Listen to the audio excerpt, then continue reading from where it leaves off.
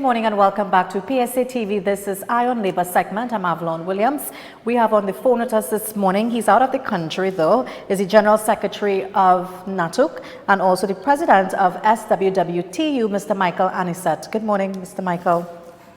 Yeah, pleasant morning to you and the listening public. I know you're out of the country, a lot has been taking place. So, I want to ask you your comment on the opposition leader, Mrs. Kamala Bissassa, calling on the union movement. She had a speech at the Gasparilla Secondary School, and she made a statement where the labor movement will no longer see itself as an outsider to leadership in how our nation grows and evolves. We will learn from the past and we will do better. Yeah, basically, I know that the labor movement have been burned because there were two so-called get-together with two different political parties that did not result in labor being better off. And in that context, I believe that the conversation has to be, all right, what is the role of the trade union movement and by extension workers in this whole question of forming a new society, a new kind of political system, as I say, to democratize democracy, because I think that has to be the focus of the trade union movement. And we as the trade union movement must form the narrative. I will continue to argue that the very existence of the political system as we know it, right, is stacked heavily against the working class. And I want to make that point. It is stacked heavily against the working class. The system doesn't lend itself, all right, to really empowering the working class one, to empowering the communities, to empowering the social actors within the community and the society. So that any discussions, in my view, must embrace that kind of conversation. How do we empower the workers? Do we continue with a political system where you have this maximum leader who can do anything, where cabinet makes decisions for workers and for the population, where we are not intimately involved in that process, where decisions are made that affect us and we are not involved in that process? And I think that has to be the conversation that we are having if we want to build a better Trinidad and Tobago. I don't believe that the system as we have will lend any support to the trade union movement, or by extension, the working class, the disadvantaged, the poor, the single parents, the youth of the nation, because the system in itself is not geared towards that. The system is geared towards those who support the political party, the political elites, the business elites, for them to benefit, as opposed to embracing what I will want to call a social concept, social justice, that speaks to the reality of what is affecting Trinidad and Tobago. And in that context, I am saying any conversation has to be along those lines. The conversation cannot be to replace the PNM or to replace the UNC. The conversation to me is how do we build a better Trinidad and Tobago where inequality, where the question of the gap between income and the gap with those who have money is addressed in a meaningful way. And that is how I see the approach. That is how I think that we in the trade union movement must start to have that kind of conversation. We must put that on our agenda, because I want to make a fundamental point here, which people do not understand, that you see, for politicians, it is dangerous to let the population know that it is possible for them to become active, organized, to be effective and to take control of their fate and to create a different kind of society, an organized society where they are genuinely included in the society. Democracy cannot be and it must not be that when it's election time, any political party comes to the trade union and say, let us form an alliance. That is not democracy. Democracy is a continuous, dynamic, living entity. It's a living animal, and therefore democracy is every day. Democracy cannot be every 5 years, or if there's a local general elections, you have politicians telling you that they will sail a boat without seawater, or they will make ice without water. No, no, no, no. Those days are finished. We are much more educated, and therefore we have to engage Trinidad and Tobago into the conversation. And I'm saying that this belief that political party is going to solve our problems is a misrepresentation of the realities as we know it. And I want to make the point is only we the people, the working class, can solve our problems. And there's this mistaken belief that politicians can solve. I have witnessed, one of the most arrogant governments that I've ever seen under this present government. How do you justify that in the 21st century, that you still have workers living on 2007, in some instances, and 2012 salaries, while the cost of living is going up, while we are asked to make sacrifices, while we are living in forced recessionary austerity processes, because you are withholding wage increase, which is fundamental not only to the workers but to the economy, because the more you have to buy in terms of money, the more the goods and services will continue. But this is a forced austerity measures and a forced recessionary wage that is forced upon workers. But yet still, we witness this government finding money to do things where their finances benefit immensely. And these are things that we have to start to talk about. Because Trinidad and Tobago is not only for finances, it is not only for the political elites, it is not only for the business elites, right? Trinidad and Tobago is for all of us. And until we begin to understand that, and until we begin to have the politician realizing that they work for us and it's not the other way around, we're going to have all these issues that we are having. And let us deal with them. Let us deal with crime. Let us deal with the crime situation. If you have a situation where children are going to school and leaving secondary school and cannot put together proper sentences, what do you expect to happen in terms of those societies? But what we believe, that you bring a commissioner of police, you give the police more guns and more ammunition, and you believe that will solve crime. You got to get to the social root of crime, and we need to address those issues. Yes, police is important, but at the same time, that is not the only solution. And therefore, I am saying these are the kinds of issues that we have to talk about. It's not who in power. The issue is how the political system operates and to who benefit.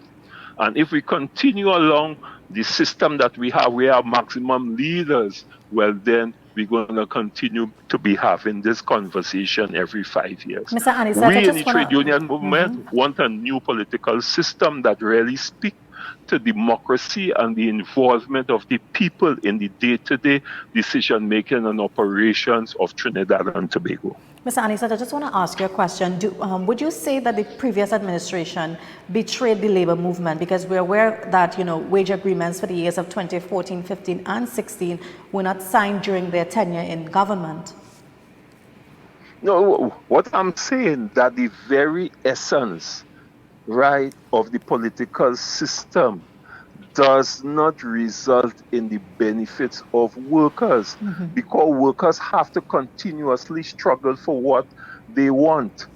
It is not that the politicians sign and concord with you and then you get what you want.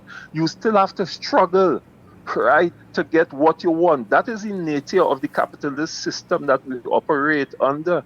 And we must understand, which people do not like to talk about.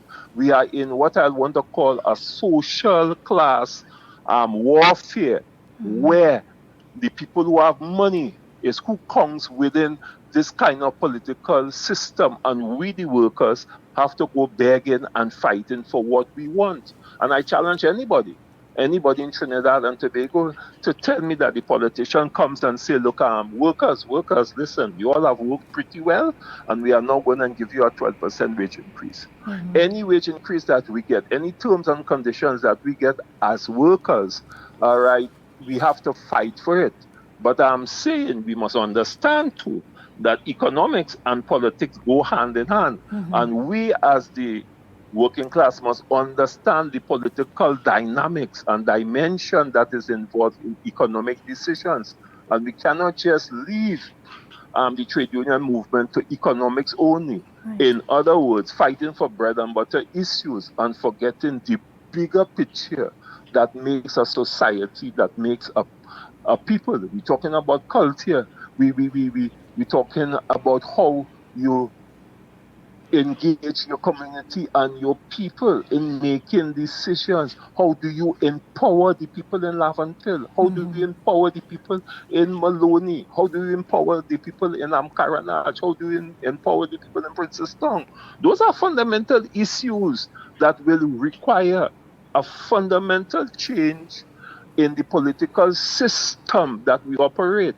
And the point that I want to make, as long as we have the system as we know it presently, well, then we're going to have issues always. And kicking out PNM or kicking out UNC or joining with UNC or joining with the PNM will not solve our problems until we as labor, until we as the working class put our own agenda on the table where we are genuinely empowered.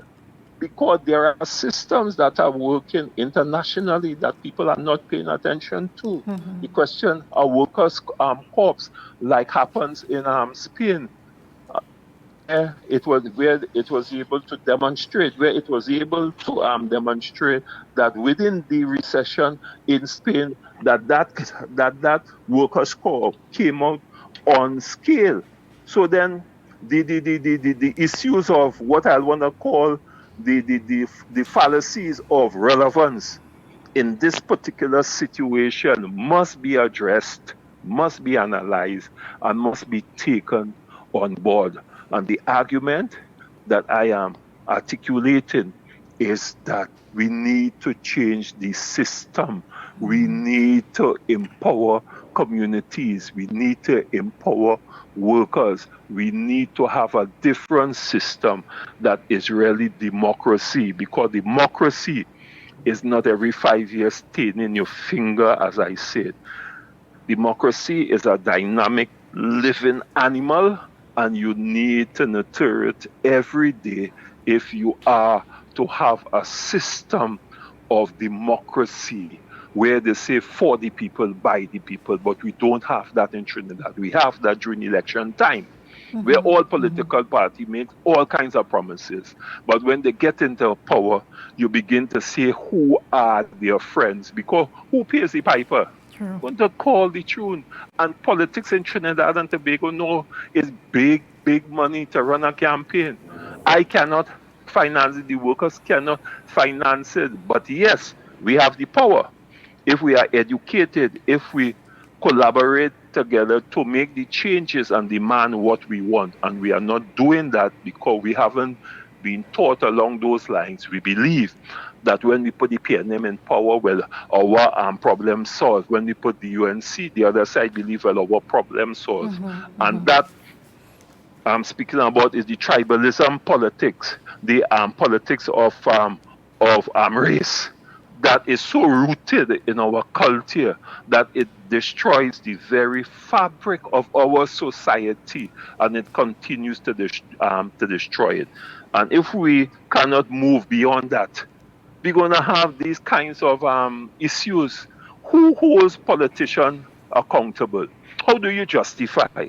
I'm asking, I'm putting on question that the Minister of Transport, Minister Sininan, is responsible for the breakdown of the sea bridge and he is not held accountable. But you see, Minister Oliveira, Minister Antoine was removed from their portfolio. Do we have a law for one and a law against other people? Is it that when you have money, right, that you can do no wrong in any political party? And if you don't have money, well then, crap or smoke your pipe. Yeah, Those are the realities. I just want to ask another question. Do you think that the Labour must now form their own agenda and conditionality for the 2020 elections? Yes, no, but Labour has to do that. Labour has to demand, right? I am saying that a change in how we go about the two signing of the agreement had no meaning to Labour. It was just what I will call a PR stunt as far as I am concerned. Because and I want to make the point, with the signing of the accord with the PNM, the National Trade Union Center was left out. I want the public to be aware. The government took a decision that it wasn't going to recognize NATUC, and then they will deal with NATUC if and when required. How could you have a system of democracy when you isolate another large group of the population because they belong to NATUC, and we talk about democracy? That is a reality. Why? And we must not make those kinds of fundamental error in our lives again. A worker is a worker regardless of what federation he belongs to. And there must be this understanding if we as workers, if we as the working class is to move forward collaboratively and as a body. Ms. Annisette, why do you think that NATUC was left out, or do you think they feel some sort of threat by NATUC? No. Listen, there has been this traditional views, all right? Hey, NATUC, and you know what is the most amazing thing? At one time, NATUC was considered to be a PNM party group.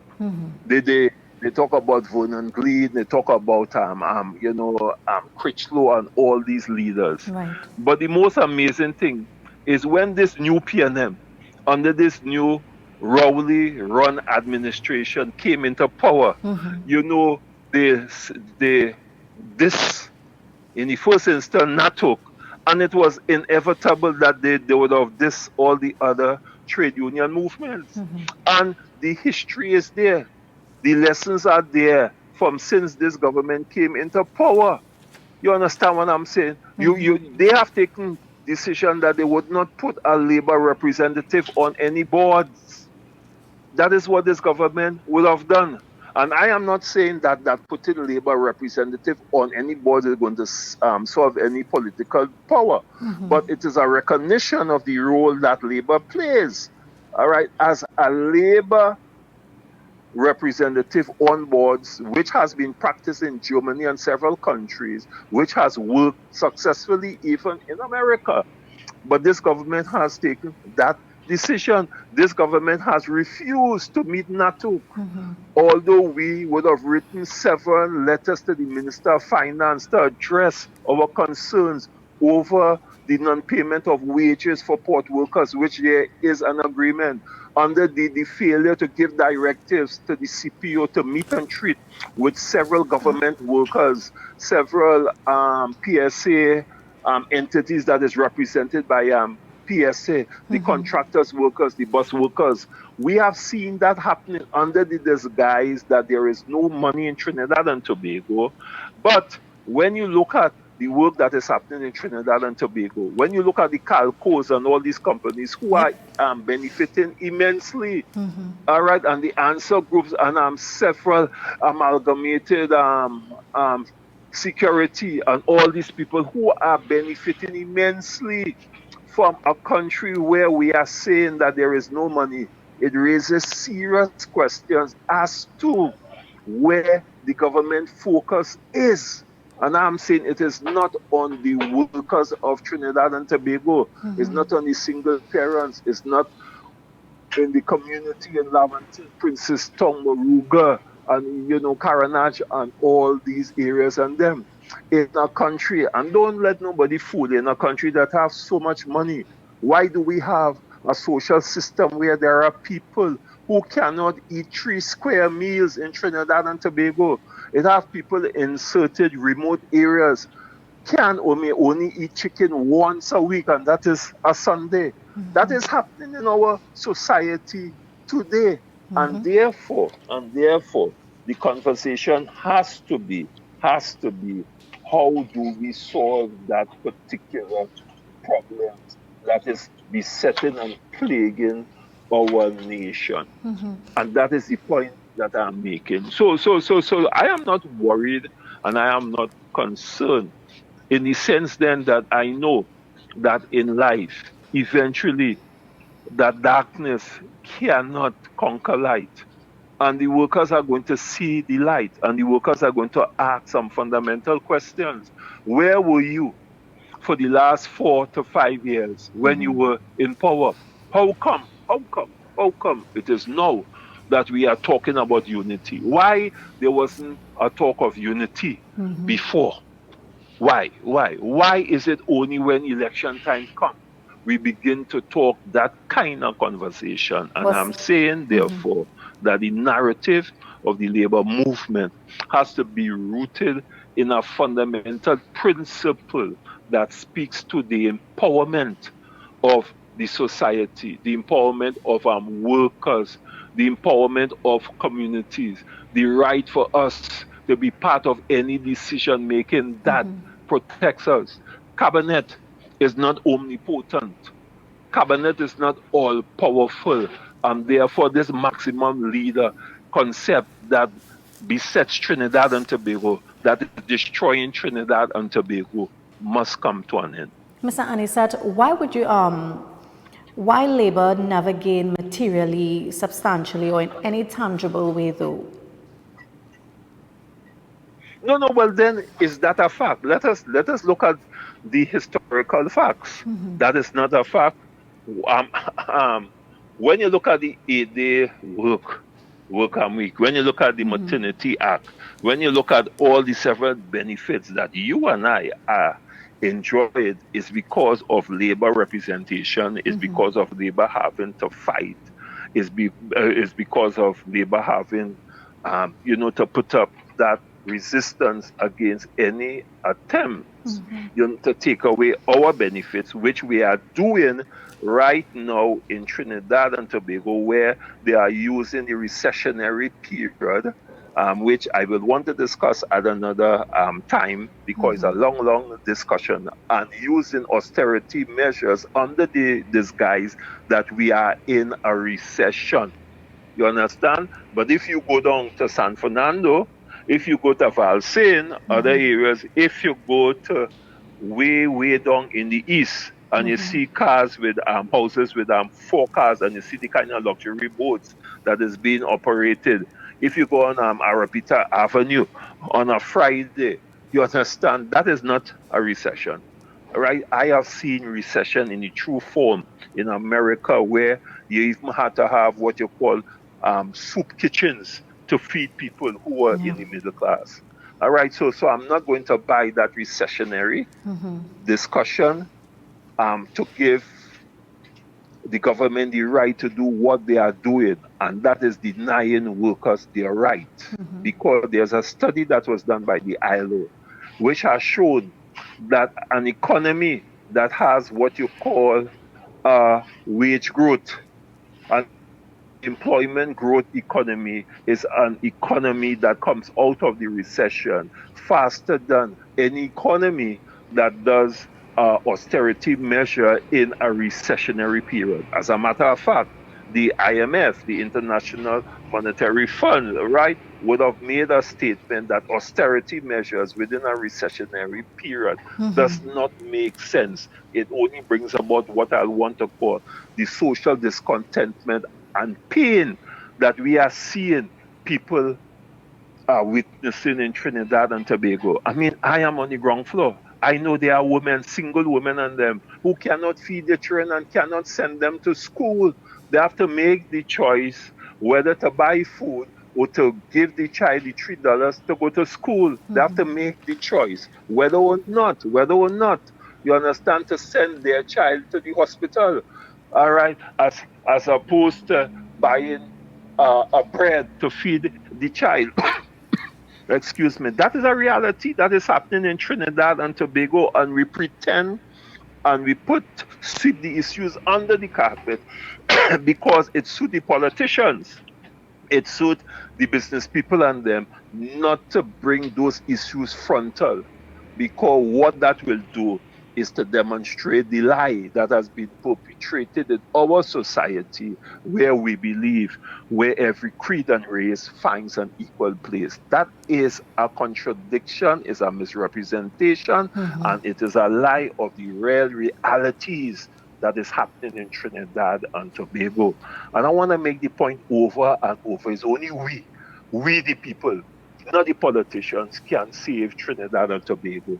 And until we recognize that we have the power within our fingers, we have the capacity to think for ourselves independently on what is being peddled in the media. And I want to thank your social media for giving me the opportunity to express those views, because mainstream media will not allow these kinds of conversation, which is necessary in a democracy, to happen, because we know who controls mainstream media in Trinidad and Tobago. Right, so I just want to come back to that question there. We know that other Labour leaders have rejected her call, Mr. Remy, Joseph Remy, Mr. David Abdullah, and also the president at PSC, Mr. Watson Duke.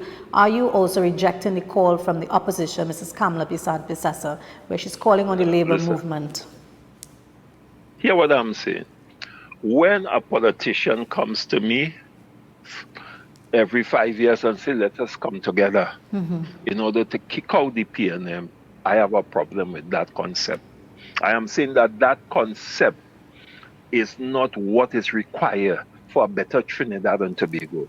I am for a better Trinidad and Tobago, and I'm prepared to work with any political party, any social group, any activist that has the betterment for the people of Trinidad and Tobago. And I'm not talking about those who have money and the political elite.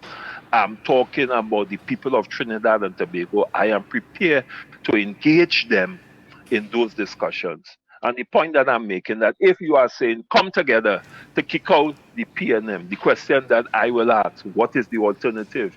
Because the political system as exists brings about the kind of politics that we see in Trinidad and Tobago, right? It is exchange, it's not real change within the society. And I'm arguing, and I want to put the narrative outside there, that we must argue for a better Trinidad and Tobago. And I'm not talking about PR argument, I'm talking about a genuine better Trinidad and Tobago. And until the politicians or the political party could engage us in those kinds of discussions, I will respond by saying that your call, right, doesn't have what I want to call roots in it, right? It wouldn't bear fruit simply because it is just what I will want to call a normal call that has no basis in reality, that does not address the real issues, which is the political system that we operate under,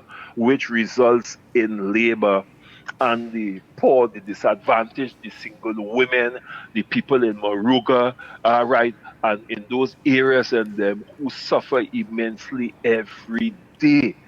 You know, that is what I am talking about. I mean, let us be honest with ourselves. Look at the transportation system. Look at our healthcare system. Look at our education system. Look at the crime situation. Are we happy with what is happening? Can we as citizens say that we are happy? I am saying no.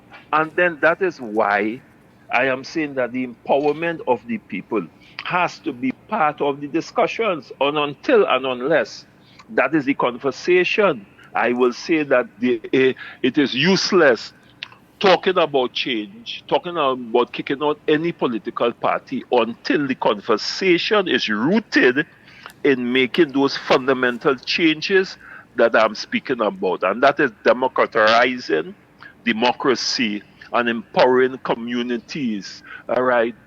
Why can't we have? I haven't heard a political party talk about, hey, let us have workers' cooperatives. Let us get workers involved in the financial aspect so they will be independent of any political party. It must not be that we have a CPEP so we get hand out so we are beholden to any politician. That cannot be politics. That is servitude and another form of slavery in a different form, and I'll call it 21st century slavery. All right, because we are seeing it too much in our country. A few people benefit, right? And the mass people and them suffer immensely. You understand? And I mean, let us have those kind of conversations now. If we Yes. love Trinidad and Tobago, if we are serious about moving Trinidad and Tobago forward, those are the kind of conversations. So I hope I answer your question because Yes, I you don't have. want to say yes or no. No, because that is not an answer. I like to be more critical. I like to analyze. I like to map out things and I like to show what are the problems. Because if you do not understand the problem, right, and if you do not address the problems, the solution is going to be flawed because it's not rooted in the realities and the dynamics of what is really happening and what is affecting your society. And I'm making the point the political system as we know it in Trinidad and Tobago, where you have the maximum leader, where a government can take it upon themselves to go and buy a boats in Australia and bypass the procurement process and no one is held accountable. To me, that's a form of corruption. It is. Corruption is not only taking our money, corruption is more than that. Corruption is interfering with our culture by not putting our cultural roots on the radio station and then being blasted with foreign culture. That is corruption to me. I want to Right. thank. So I want to make I want to make those points and then because we believe that corruption is only taking money, but it is more. The misuse of your political power is corruption. When a politician can go on a political platform and say, we fire 2 workers on the port, 2 senior managers, that is corruption. When a political leader could go publicly and say that the port authority is the most corrupted state enterprise in Trinidad and Tobago without bringing the facts to justify what you are saying and wiping everybody as being corrupt on the port. That is corruption.